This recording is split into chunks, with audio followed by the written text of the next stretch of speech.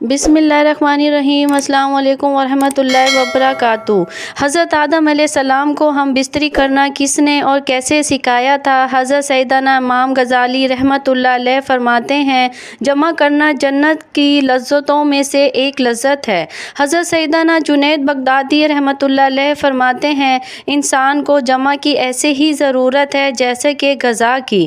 محترم ناظرین، جیسا کہ ہم سب جانتے ہیں کہ کھانا پینا انسان کی سب سے پہلی اور سب سے بڑی ضرورت ہے۔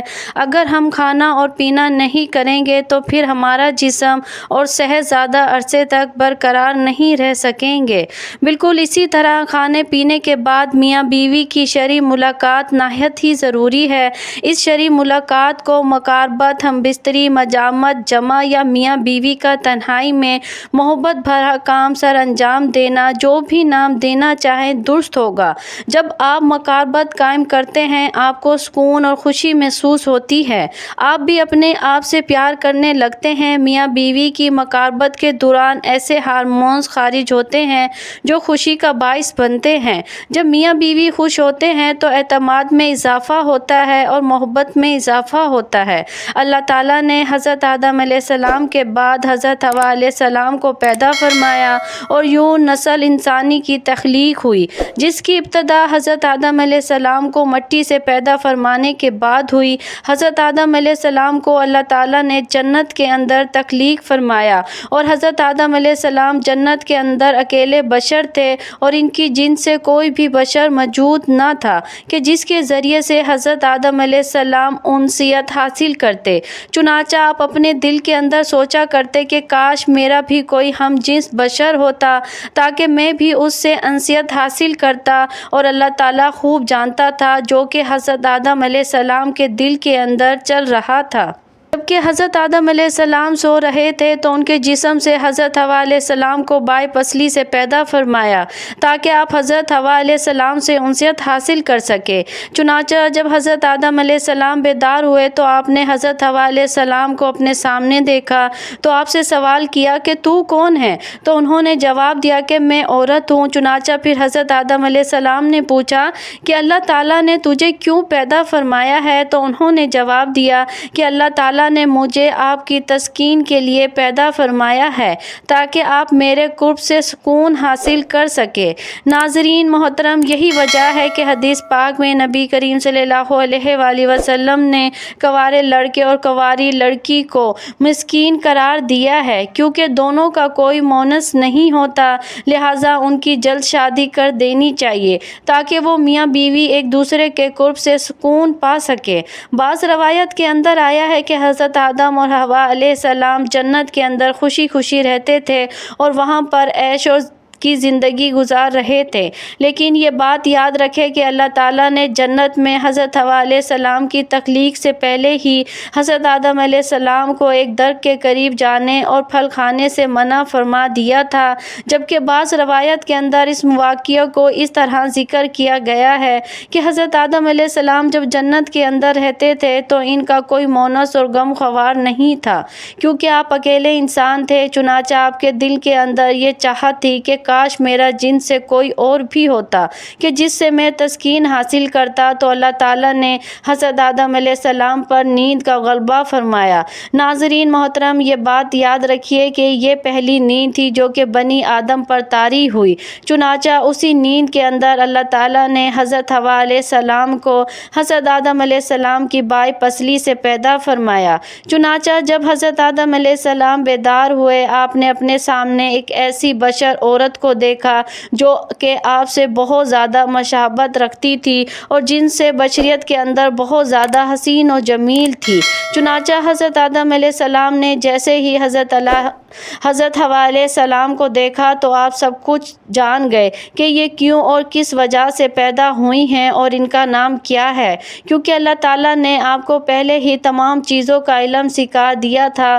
چنانچہ پھر اس کے بعد فرشتے حضرت آدم علیہ السلام کے علم کا امتحان لینے کے لیے ان کے پاس آئے اور حضرت آدم علیہ السلام کو سلام کیا۔ حضرت آدم علیہ السلام کو سلام کرنے کے بعد فرشتوں نے حضرت آدم علیہ السلام سے پوچھا کہ یہ سامنے سامنے تمہارے جو مخلوق موجود ہے یہ کیا چیز ہے؟ تو حضرت آدم علیہ السلام نے ارشاد فرمایا یہ عورت ہے۔ چنانچہ پھر ان فرشتوں نے دوسرا سوال یہ کیا کہ اس عورت کا نام کیا ہے؟ تو حضرت آدم علیہ السلام نے فرمایا اس کا نام ہوا ہے۔ جس پر فرشتوں نے پھر سوال کیا کہ ان کا نام ہوا کیوں رکھا گیا ہے؟ چنانچہ حضرت آدم علیہ السلام نے جواب دیا کیونکہ ان کو ایک زندہ انسان سے پیدا کیا گیا ہے، اسی وجہ سے ان کا نام ہوا علیہ السلام رکھا گیا ہے۔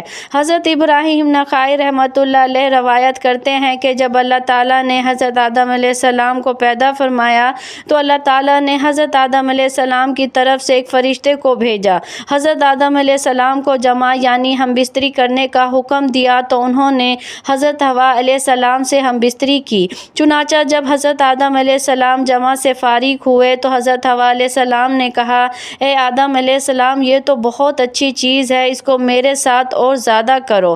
اس حوالے سے اس کی کوئی سند موجود نہیں یہ روایت درست بھی ہے یا نہیں، اور بعض روایت کے اندر اس واقعے کو کچھ اس طرح سے بیان کیا گیا ہے کہ جب اللہ تعالیٰ نے حضرت آدم علیہ السلام اور حضرت حوا علیہ السلام کو شجر ممنوعہ کا پھل کھانے کی وجہ سے زمین پر اتار دیا تو وہ کافی عرصے تک ایک دوسرے سے جدا رہے۔ چنانچہ حضرت آدم علیہ السلام اللہ تعالیٰ کی محبت اور اپنے اس اجتماعی خطاب پر بہت زیادہ گریہ وزاری فرمایا کرتے تھے۔ چنانچہ آپ کے رونے کی شدت کی وجہ سے ایک دن حضرت جبرائیل علیہ السلام نے اللہ تعالیٰ کی بارگاہ کے اندر حضرت آدم علیہ السلام کی سفارش کی، جس پر اللہ تعالیٰ نے حضرت آدم علیہ السلام کے دل کے اندر توبہ کرنے کے طریقے کا ایقاع فرمایا۔ میرے پیارے حبیب نبی کریم صلی اللہ علیہ وآلہ وسلم اللہ تعالیٰ کے وسیلے سے میری بارگاہ کے اندر توبہ قبول کرو، میں تمہاری توبہ کو قبول کر لوں گا۔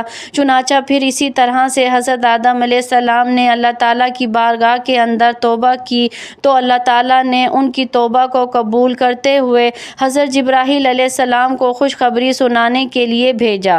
چنانچہ حضرت جبرائیل علیہ السلام حضرت آدم علیہ السلام کے پاس آئے اور ان کی توبہ کی مقبولیت کی خوشخبری ان کو سنائی، اور پھر حضرت آدم علیہ السلام کو لے کر آپ مکہ مکرمہ شریف لائے اور وہاں پر کعبۃ اللہ شریف کی حضرت آدم علیہ السلام نے بنیاد رکھی اور حجر اسود پتھر کو بھی نصب کیا جو کہ آپ کے ساتھ جنت سے آیا تھا۔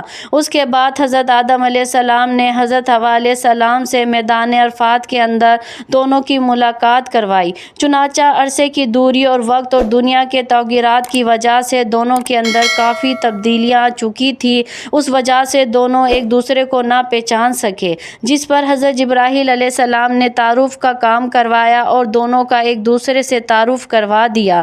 ناظرین محترم، اس کے بعد حضرت آدم علیہ السلام اور حضرت حوا علیہ السلام اکٹھے رہنے لگے، لیکن چونکہ حضرت آدم علیہ السلام کو جنت کے اندر حضرت حوا علیہ السلام سے قربت کرنے سے منع کر دیا گیا تھا اور نہ ہی کسی قسم کے توالت و تناسل کا سلسلہ شروع ہوا تھا، اس لیے حضرت آدم علیہ السلام اور حضرت حوا علیہ السلام علیحدہ علیحدہ سویا کرتے تھے۔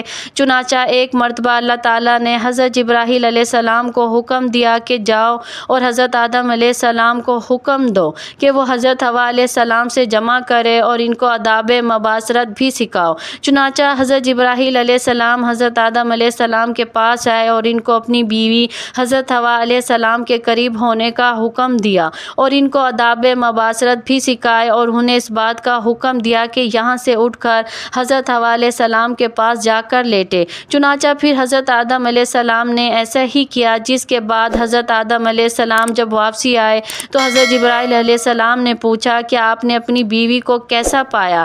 تو حضرت آدم علیہ السلام نے ارشاد فرمایا کہ بہت اچھا پایا۔